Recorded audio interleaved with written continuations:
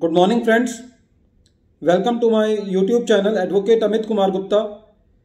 अपने prohibition of benami property transaction act 1988 की series में आज हम ये चीज़ डिस्कस करेंगे कि इस एक्ट के अंदर बेनामी ट्रांजैक्शंस को स्पेसिफिकली प्रोहिबिट कर दिया गया है, अलाउ नहीं किया गया, उस पर रिस्ट्रिक्शन लगा दी गई है।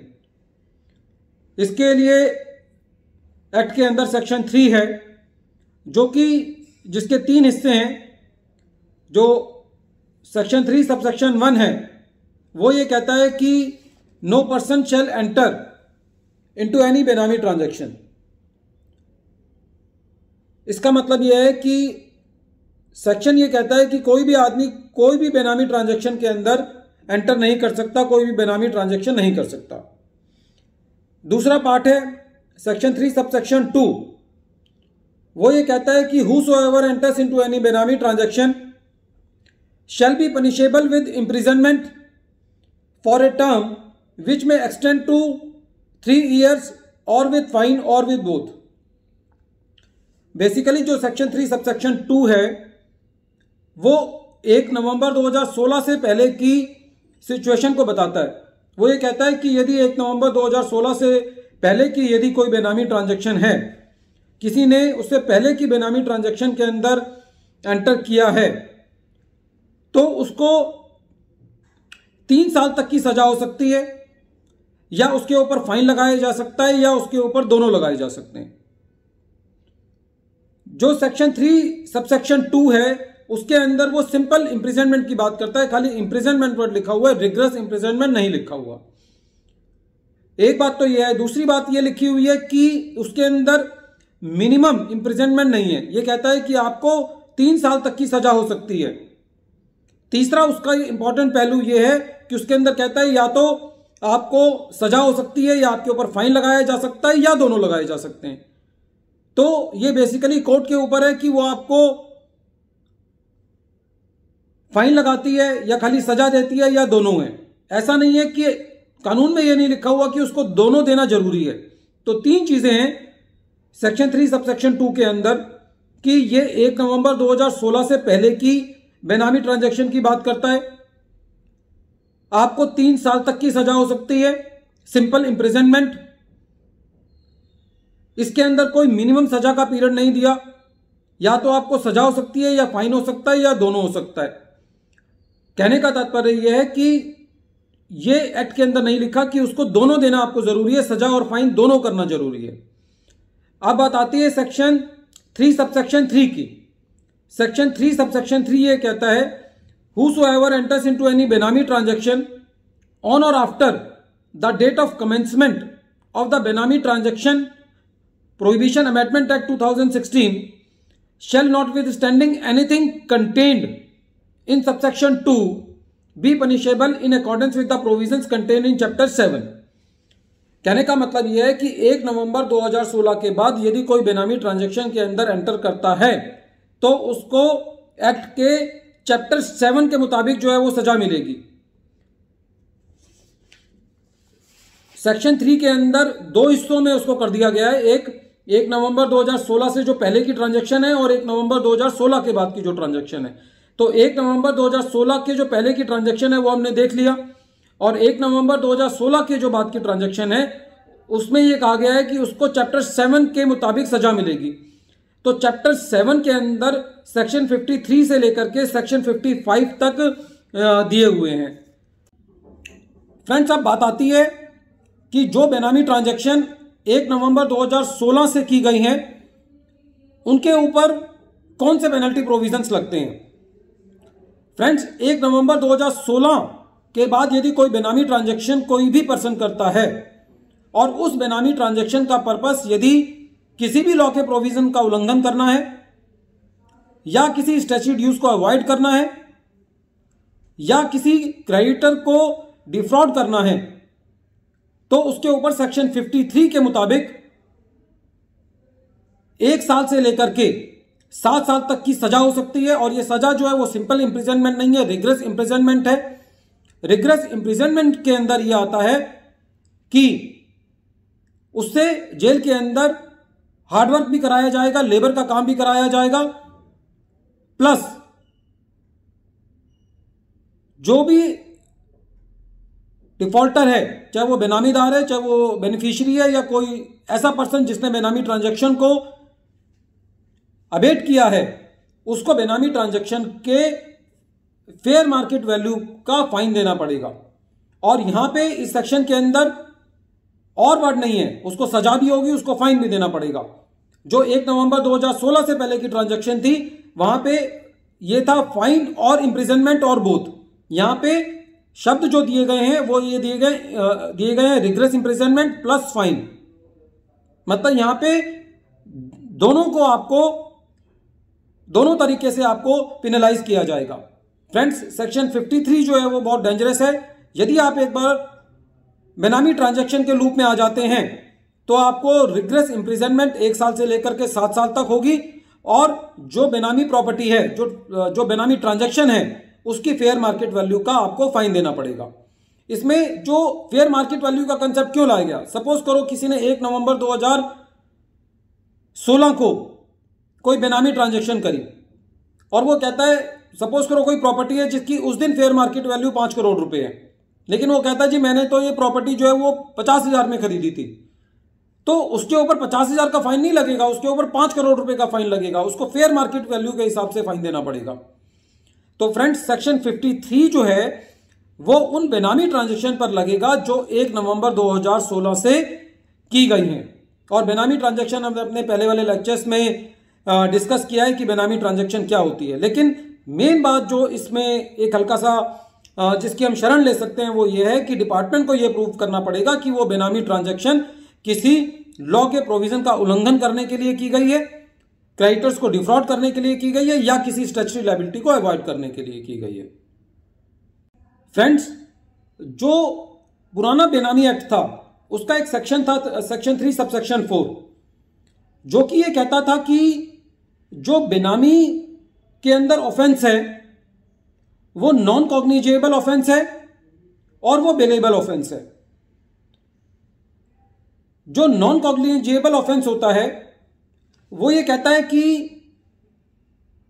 आप किसी भी आदमी को जब तक अरेस्ट नहीं कर सकते जब तक कि आपके पास अरेस्ट वारंट नहीं है। बड़ी कंफ्यूजन होती है कई बार कॉग्निजेबल और नॉन कॉग्निजेबल को समझने के लिए। तो इसको समझने के लिए जो सबसे पहली बात है वो ये समझना है कि कॉग्निजेबल क्या है। कॉग्निजेबल का मतलब है कि उसका संज्ञान लेना, और जब संज्ञान लेने की मतलब बात आती है तो संज्ञान लेना उस चीज का होता है जो सीरियस होती है। तो जो सीरियस ऑफेंस होता है उसके लिए पुलिस ऑफिसर को आपको अरेस्ट करने के लिए कोर्ट से अरेस्ट वारंट लाने की जरूरत नहीं होती, क्योंकि वो ऑफेंस इतना सीरियस होता है कि वो आपको तभी अरेस्ट कर सकता है। लेकिन यदि ऑफेंस नॉन कॉग्निजेबल है, कहने का मतलब यदि वो ऑफेंस इतना सीरियस नहीं है तो ऑफिसर को आपको अरेस्ट करने के लिए अरेस्ट वारंट लाना पड़ेगा। जो सेक्शन 3 सबसेक्शन 4 था पुराना, वो ये कहता था कि जो बेनामी ऑफेंस है वो नॉन कॉग्निजेबल है और बेलेबल है। अब उस सेक्शन को डिलीट कर दिया गया, उसके बदले सेक्शन 61 जो है वो बेनामी के अंदर लाया गया, और उसके मुताबिक ये कहा गया कि जो बेनामी का ऑफेंस है वो नॉन कॉग्निजेबल है। वो यहां पे खत्म हो गया सेक्शन। सेक्शन 3 सबसेक्शन 4 के अंदर था कि वो नॉन कॉग्निजेबल है और बेलेबल है। अब उसको रिप्लेस करके सेक्शन 61 ले आए जो कि कहता है कि वो खाली नॉन कॉग्निजेबल है। अब मुद्दा ये उठता है कि जो बेनामी ऑफेंस है वो बेलेबल है या नॉन बेलेबल है।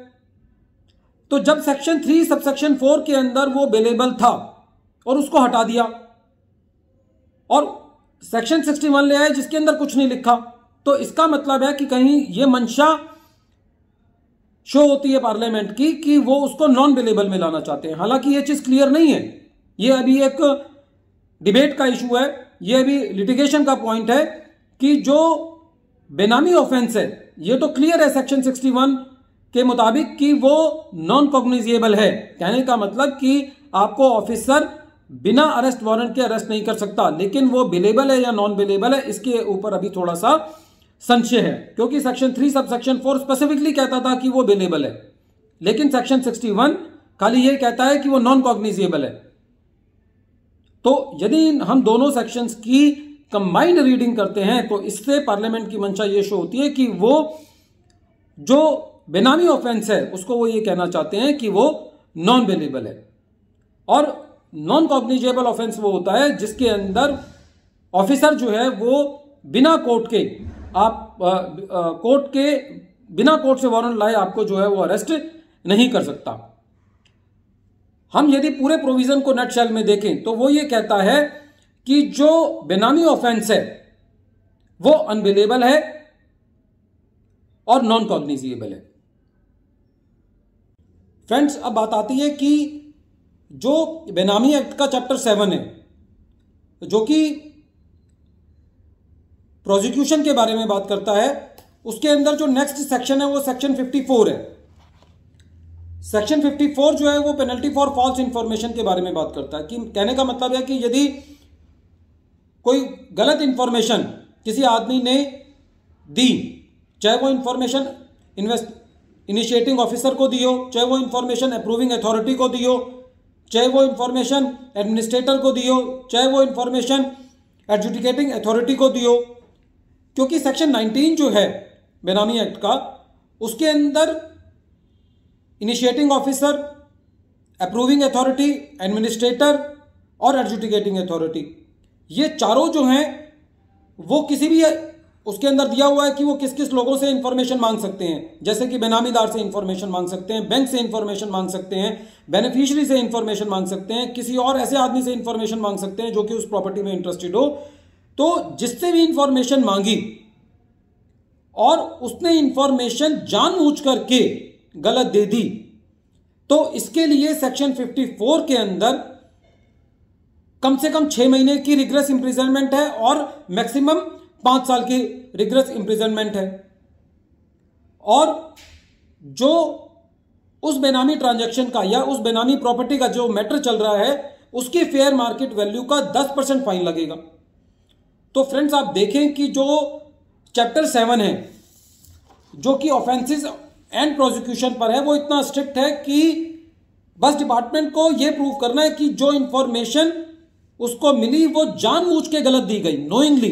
जो इसके अंदर सेफगार्ड है वो खाली नोइंगली का है कि उनको ये साबित करना है कि ये इंफॉर्मेशन जानबूझ के गलत दी गई। यदि जानबूझ के गलत दी गई तो 6 महीने से लेकर के आपको 5 साल तक रिग्रेस इंप्रिजनमेंट में डाला जा सकता है गलत इंफॉर्मेशन देने के लिए। और जो बेनामी ट्रांजैक्शन का फेयर मार्केट वैल्यू है उसका 10% तक आपको फाइन लगेगा। दोनों हैं, यहां पे जेल भी होगी और आपको फाइन भी देना पड़ेगा। तो फ्रेंड्स, जो सेक्शन 54 है वो भी जो है वो बहुत डेंजरस है। ये जो सेक्शन 54 है बेसिकली ये सेक्शन 19 को इंप्लीमेंट कराने के लिए है, क्योंकि जो सेक्शन 19 है उसके अंदर वो ये कहता है कि जो इनिशिएटिंग ऑफिसर है, अप्रूविंग अथॉरिटी है, एडमिनिस्ट्रेटर है, एडजुडिकेटिंग अथॉरिटी है, वो इंफॉर्मेशन ले सकता है एक्ट के लिए किसी ट्रांजैक्शन को बेनामी साबित करने के लिए या अपनी इंक्वायरी करने के लिए। और यदि कोई भी बंदा गलत इंफॉर्मेशन देता है, कोई भी पर्सन गलत इंफॉर्मेशन देता है तो वो सेक्शन 54 में आ जाएगा। अब बात आती है दोस्तों कि कई बार ऐसा होता है कि मैंने गलत इंफॉर्मेशन नहीं दी, लेकिन मैंने इंफॉर्मेशन ही नहीं दी। तो जो इंफॉर्मेशन ना देना है वो छोटा गुनाह है, लेकिन गलत इंफॉर्मेशन देना बड़ा गुनाह है। सेक्शन 54A कहता है कि यदि किसी आदमी ने इंफॉर्मेशन नहीं दी तो हर उस ऑफेंस के लिए, यदि सपोज करो उसको 10 लेटर इशू किए गए और 10 के 10 लेटर का उन्होंने जवाब नहीं दिया, तो हर ऑफेंस के लिए उसको 25,000 रुपए का फाइन देना पड़ेगा। लेकिन इसके अंदर जो मेन सेफगार्ड है वो ये है कि यदि जिसने इंफॉर्मेशन नहीं दी, यदि वो ये साबित कर देता है कि मेरे पास सफिशिएंट कॉज था जिसकी वजह से मैं इंफॉर्मेशन नहीं दे पाया, सपोज करो वो हॉस्पिटल में था, उसके यहाँ किसी की डेथ हो गई थी या जो पेपर्स थे वो चोरी हो गए थे और उसकी वो FIR की कॉपी दिखाता है, what ever may be the sufficient cause, he he is able to give the sufficient cause for not providing the information, then he can escape from 25,000 rupees fine. तो खाली इंफॉर्मेशन ना देना भी जो है वो 25,000 रुपए के फाइन को इनवाइट करता है.